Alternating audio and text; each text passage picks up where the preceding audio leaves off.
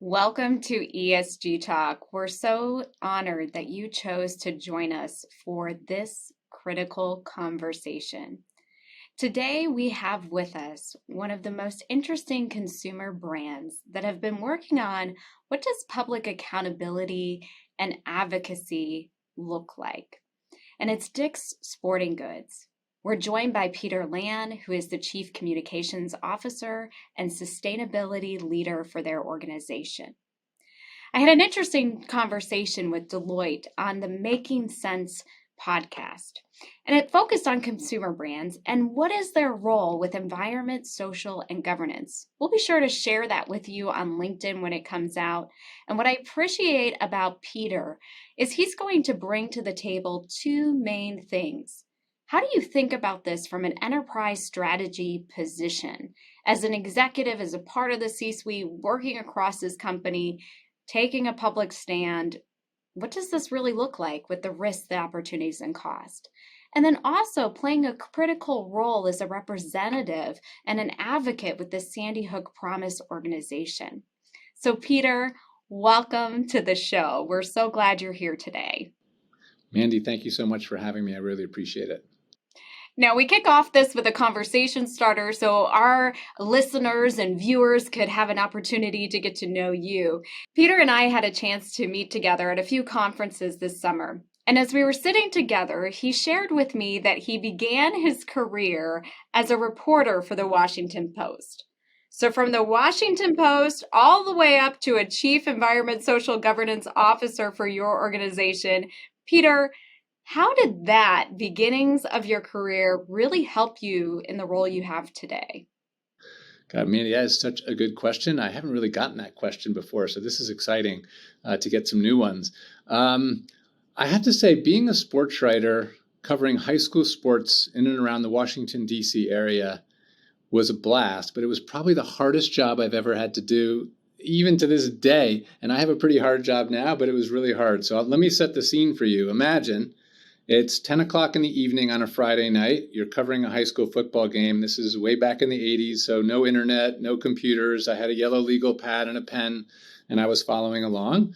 And the game ends. There's a couple thousand people, kind of scurrying out of the stands. And I'm writing my story, and I had to call in. That's how you had to do it. You called in your story that you wrote on your legal pad. And the very first time I did this, so I just my new job, I was all excited. It was September and I had just begun. It was my first assignment.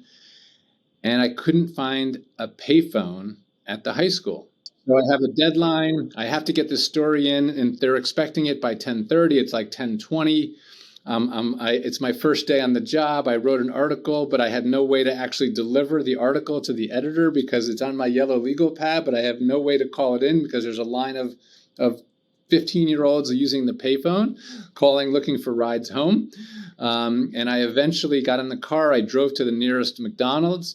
I found a payphone at the McDonald's, and I called in my story, and I made the deadline by 5 seconds. So it was a great lesson, right? In preparation, right? I probably should have figured out before the game started, that I might have trouble, transmitting it back to the desk.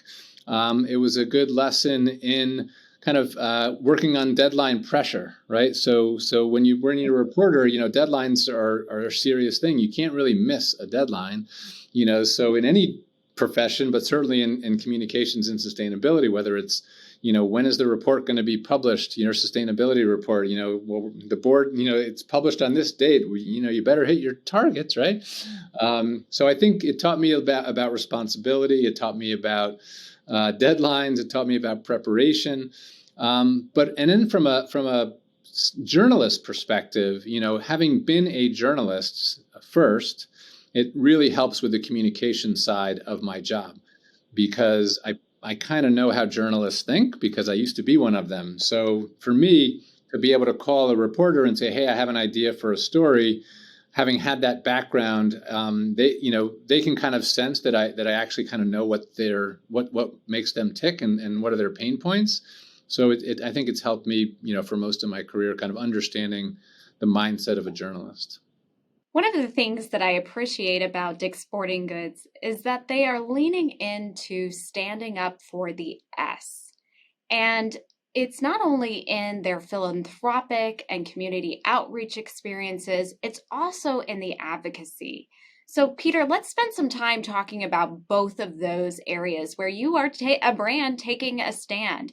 First, let's talk about your work around youth and youth sports. And right behind you, I see the Purpose Playbook that you've put together for those viewers on YouTube. What have you learned around standing up for an issue related to youth and youth access to sport opportunities? Yeah, it's just a coincidence that the Purpose Playbook is behind me. I don't know how that happened. Thank you for noticing. Mandy, we've learned so much, but there's still so much that has to happen still, right? So the reason we got involved back in 2014 when we started the Dick's Sporting Goods Foundation and then the Sports Matter program was that, youth sports in our country is still massively underfunded, right? There are so many kids that just want a chance to play and they can't afford equipment or they can't afford registration or the travel expense to get from point A to point B.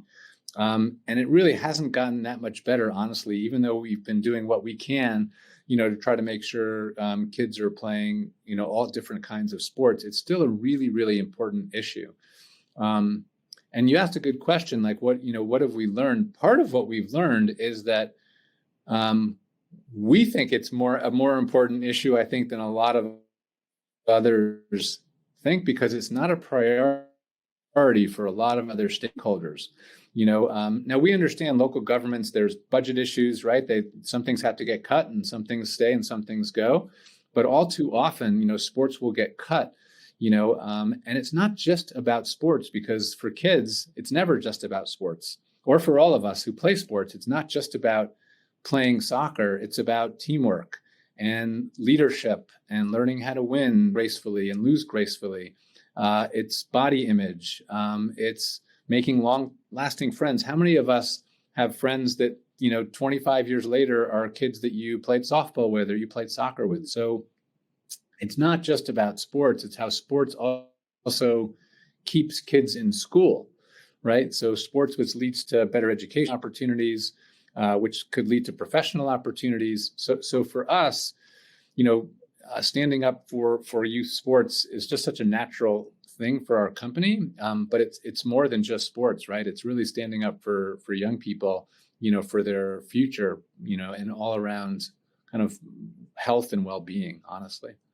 I hope that our listeners are really tuning into a theme of this season. If you want to drive business value opportunities and society value opportunities, Young Kim was on an earlier show talking about find your ESG superpower, which you did. And right before you, Beth Wood from Principal Financial Group, talking about really researching, looking at the impact, and then deciding how do you go in and attack that issue from a product as well as from a social philanthropic perspective. Where I think Dick's has a unique piece is then what happens when it comes to advocacy and stakeholder engagement. And you've been on a 10-year journey, particularly around the issue of weapons and assault rifles and gun control. And where is the responsibility of a company like yourself and a consumer brand on this issue? Will you share your story of your CEO and this journey that you've been on to be publicly accountable and take a stand? Sure. So really for Dick's Sporting Goods and for, at the time, our CEO and currently our chairman, Ed Stack, this started almost exactly 10 years ago, right, at Sandy Hook. So after the tragedy at Sandy Hook, was the first time that we decided to pull assault rifles out of the Dick's Sporting Goods stores. And that was an important decision. And at the time, we were one of the first to do it. But I think it's important to kind of fast forward to 2018, which is really where things started to happen in a different way, because back 10 years ago, we did that. We made that decision, but kind of that's really all that we did. Even as powerful as it was just it was a product decision to pull the assault rifles. I think took it another step, right? And he said, look, we're going to take all assault rifles out of all of our stores. We are also not going to sell firearms to anyone under the age of 18. And then he decided that said it's not just enough to do that. We are going to advocate for sensible gun reform. We don't think there should be assault rifles, and we think that nobody should sell, nobody should under the age of 18 should be able to under the age of 21. I'm sorry, should be able to purchase a firearm. So we went from being kind of a decision that was more of a product decision. In 2018, it was a combination of decision to take the assault rifles out, but also to start to become an advocate, a public advocate for what we felt was really important. And the reason I think we felt like we had the license, if you will, to advocate was that we really understand the business, like youth sports, right? We think we can advocate for young people playing sports because we're in the business, right? So similar with firearms, we are in the business. We were in that business, so we felt we had knowledge about the category. Ed said, look, I believe in the Second Amendment. I think most gun owners are responsible gun owners. I have experience with that at Dick's Sporting Goods. And I think we should take, assault rifles off the market. And I think we shouldn't sell firearms to anybody under the age of 21. So it's those areas where I think we have a unique expertise and knowledge, that kind of allowed us to feel good about standing up, in the gun safety issue. And as you fast forward to today, tell us a little bit more about that risk, opportunity, and cost. Particularly what I was impressed about is when you've publicly you've talked about how much this actually cost your business to make that decision.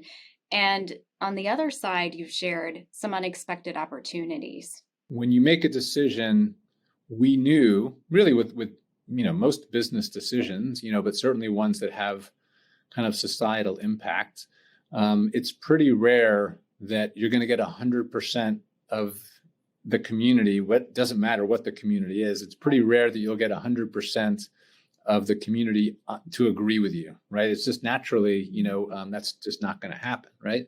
So we knew after Parkland, when we made the decision to do what we did around the age restriction and not selling assault rifles, there was going to be a cohort that didn't agree with us. Like they weren't happy with Dick's Sporting Goods. They thought we were, acting unilaterally. They thought we weren't being fair. And that's not the case at all. We said, we believe in the Second Amendment, and this is what we want to do. So we knew there was a risk. We were prepared for the risk, and the risk that we anticipated for happened kind of as we thought it was going to happen. We estimate we lost about $250 million in sales, a combination of the products that we were no longer selling and the consumers that came into the stores looking for certain products, and they would buy, ancillary products kind of around the edges. So cumulatively, that was kind of the number that we came to. It was about a $250 million risk, I guess, if you're saying there's the risk, and opportunity.